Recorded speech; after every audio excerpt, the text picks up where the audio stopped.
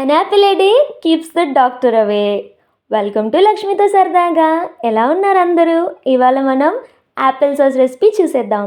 దానికోసం యాపిల్స్ని మనం first wash చేసుకొని పీల్ తీసుకొని బ్లెండ్ చేసేసుకోవాలండి జ్యూస్ లాగా.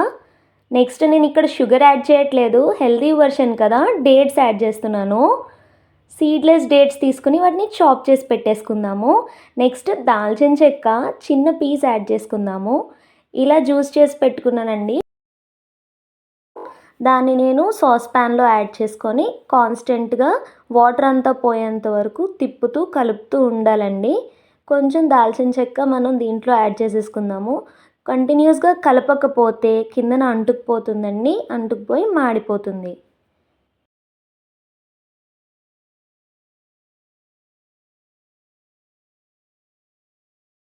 ఇందులో కొంచెం వెనిలా ఎక్స్ట్రాక్ట్ యాడ్ చేస్తున్నాను.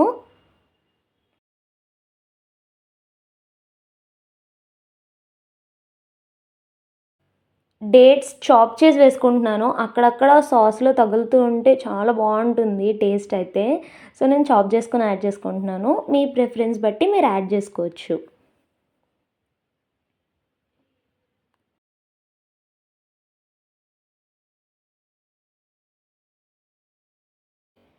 చూసారా, మనకి ఇదైతే ఈ కన్సిస్టెన్సీ వచ్చేసింది. అప్రాక్స్ ఒక 10 to 20 minutes పడుతుందండి. లో ఫ్లేమ్ మీద చేసుకోండి. కంప్లీట్గా కూల్ చేసేసుకుందాము. కూల్ చేసుకున్న తర్వాత దీన్ని ఎయిర్ టైట్ కంటైనర్లో స్టోర్ చేసేసుకుందాము. ఫ్రిడ్జ్లో పెట్టేసుకుంటే మనకి ఈజీగా చాన్నాళ్ళు స్టోరేజ్ అయితే ఉంటుందండి. దీన్ని మనం దోశల మీద కానీ, ప్యాన్ కేక్స్ మీద కానీ, లేదు అని అంటే బ్రెడ్ మీద కానీ దేని మీదైనా సర్వ్ చేసుకొని ఎంజాయ్ చేయటమే. నచ్చిందా? ట్రై చేయండి.